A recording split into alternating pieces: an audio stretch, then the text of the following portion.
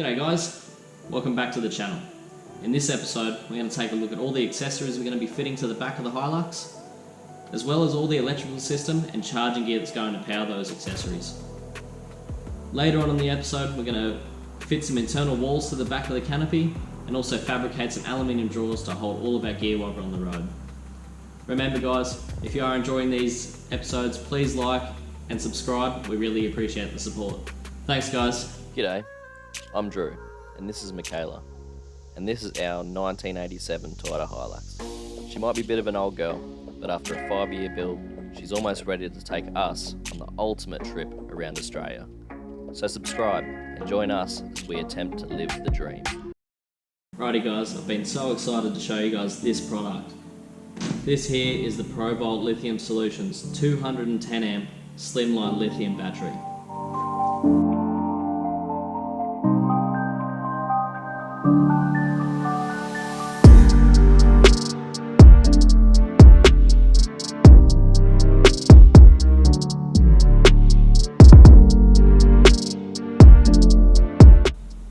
Alright, so let's go through some of the specifications of this battery and the reasons why we chose to go with this battery from Provolt.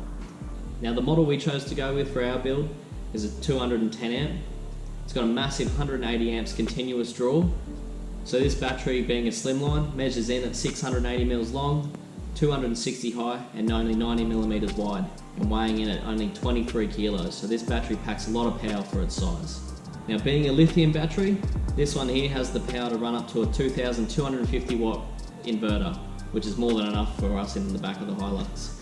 So not only did this battery tick all the boxes for us with the specifications, but one of the biggest selling points of this battery for us is that it is not only designed in Australia, but is manufactured here in Queensland by the team at Provolt Lithium.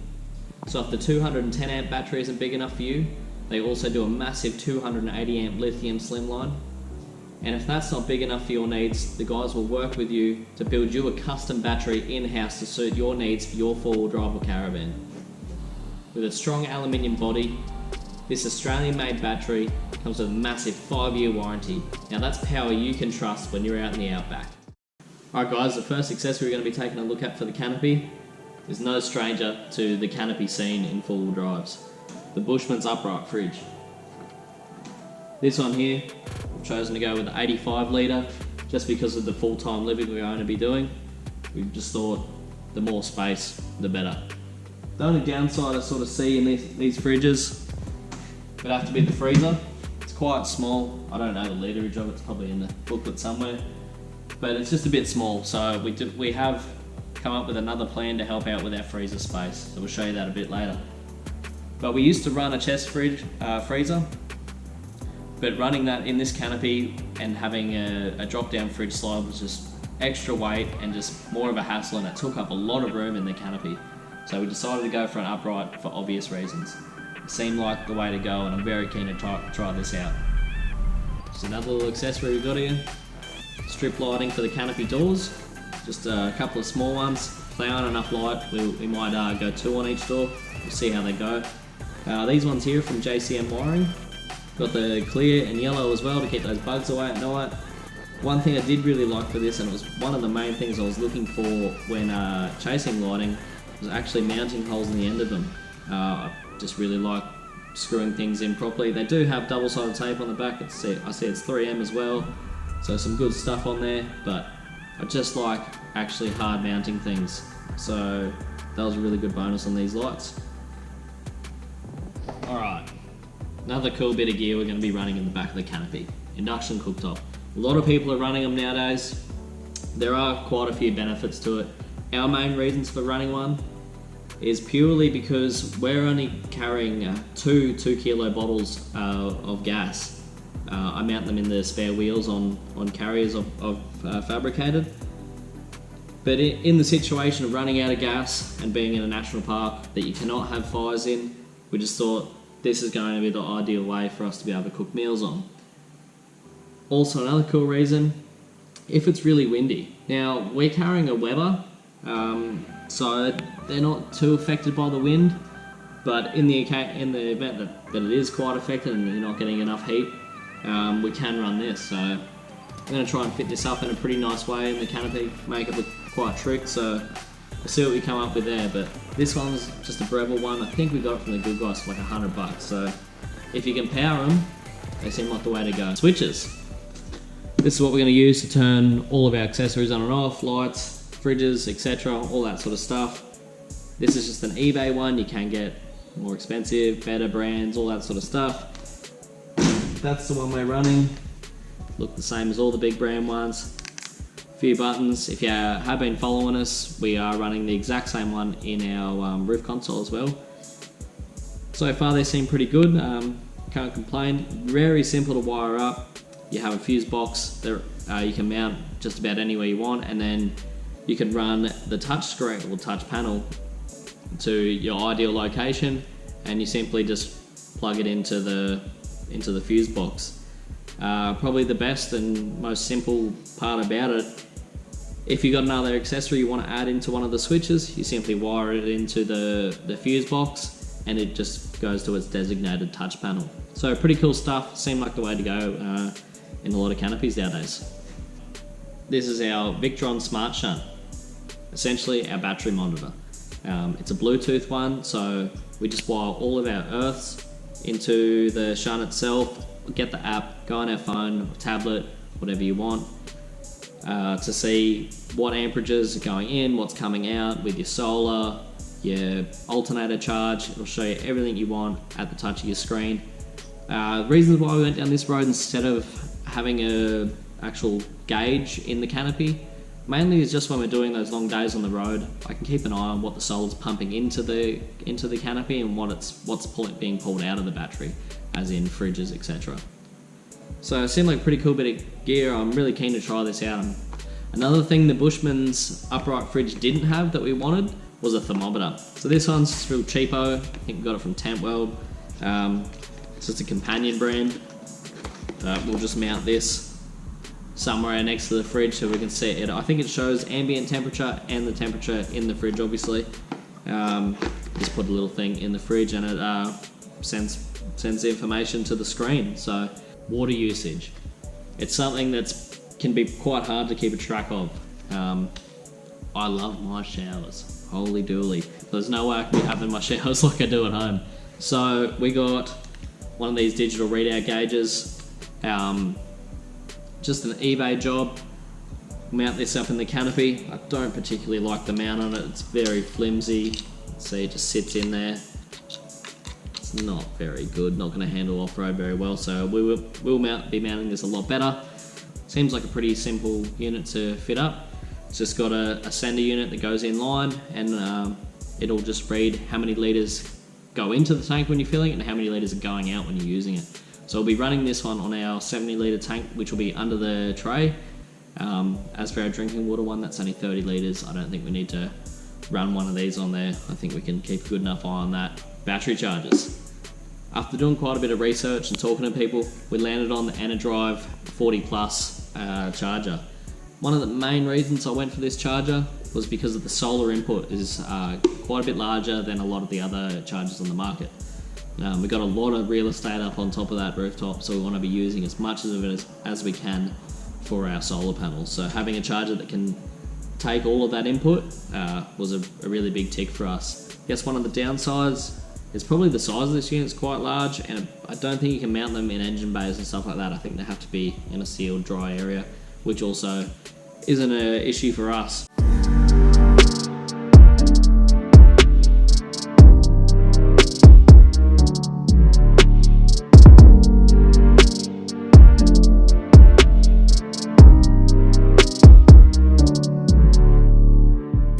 Alright, so this is what I've come up with. Made a little base out of, it's just 2mm sheet alley, but I will have a box section, little frame under there just to help with the weight. So that gets our fridge up nice and level with the seal. So it clears that beautifully. There's still quite a bit of gap there. And yeah, had to keep the theme through the whole car and run a nice little bead line on there. That's just for the lock as it comes through. It tucks in there and locks.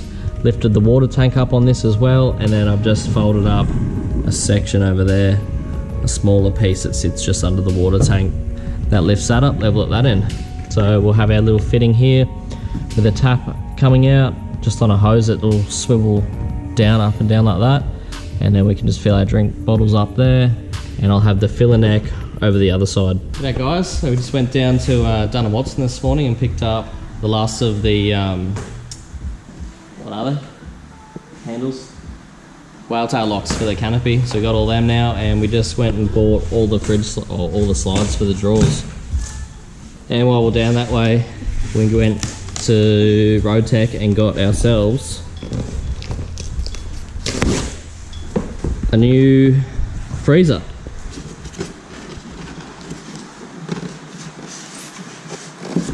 There we go. Sweet. So it's just a 20 litre brass monkey. So it's pretty small, but for just a dedicated freezer, I think it's going to be pretty good. And we've got a little bit in the Bushmans as well.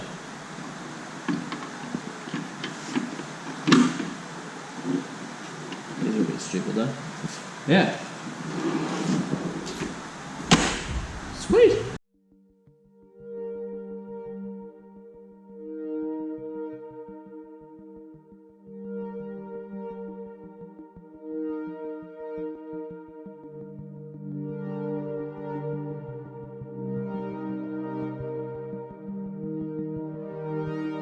And now I'm just going to go and mark out the cutouts for the fridge on the second floor, and then we can slide the floor in, and we can adjust these around if we want to change the widths of the drawers. They're just text screwed in for now, and eventually they'll get pop riveted and glued down.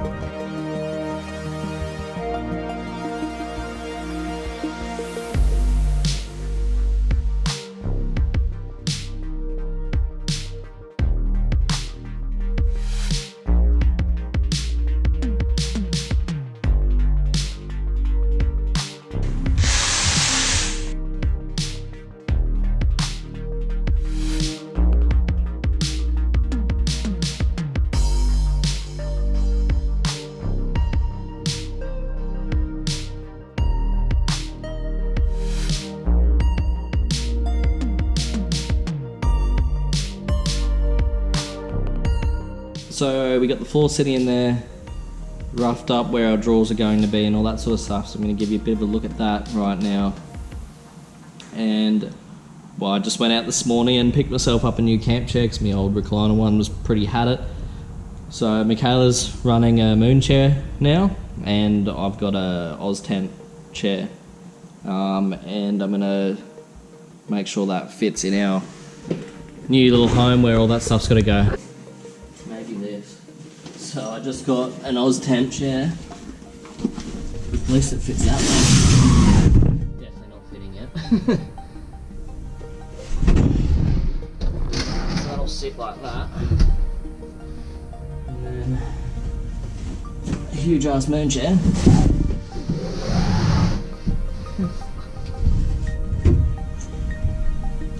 Yep, and that's about all of it. We're definitely gonna have to move this over. Alright, so this is our water tank. It's about 33 litres. I'm just gonna weld this filler cap on, or filler neck and cap.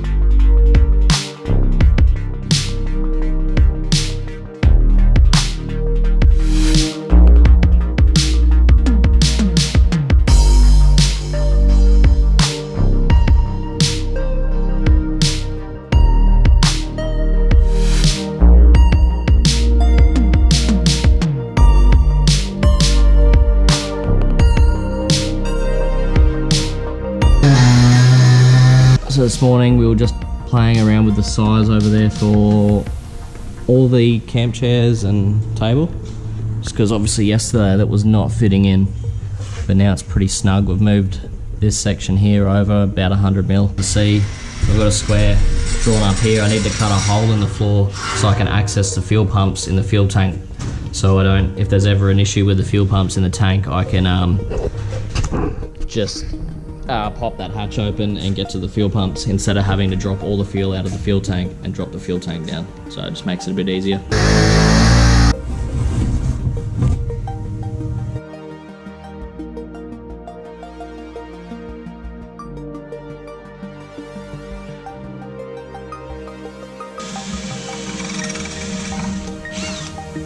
So I've just been knocking up the mounts for the water tank.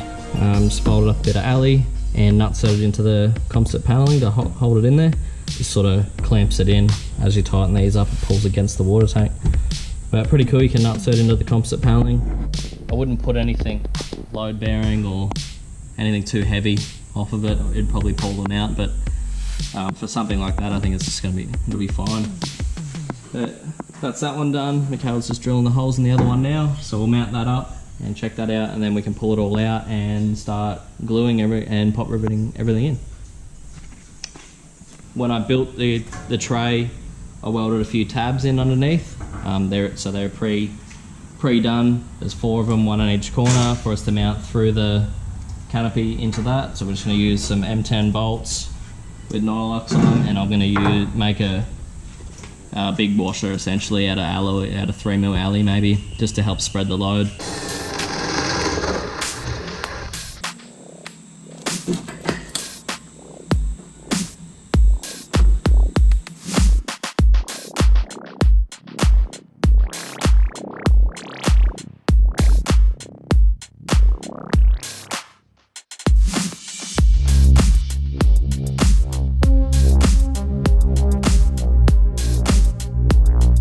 Going off and clamping all mint.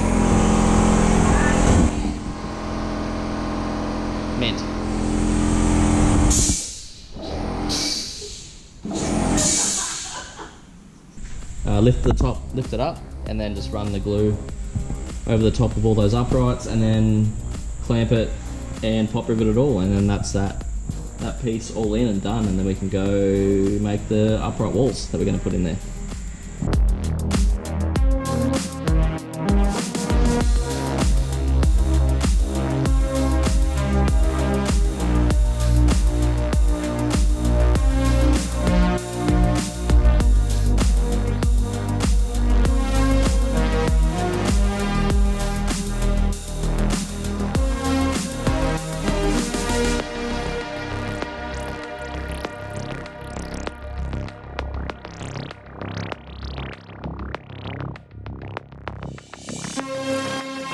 Now we're going to start making all the internal walls. We're going to have a few in there to divide each section that we want. So we've got all the walls over here. Measure them out, cut them up, and then glue them in the canopy. I'll hold it and we'll bang it. Oh, bang it, bro. Bang it real good.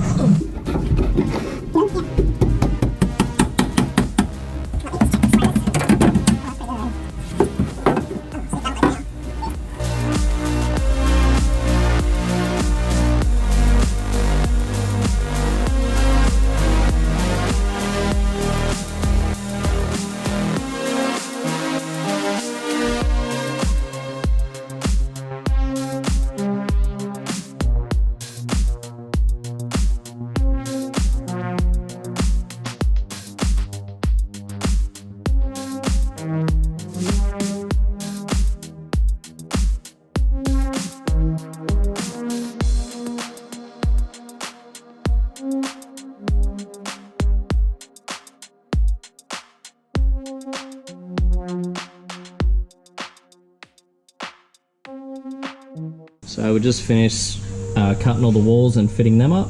They're all just sitting in place for now, so we still got to go through and glue it all in and make some brackets and things to help hold it all. Pretty tidy, nice and clean.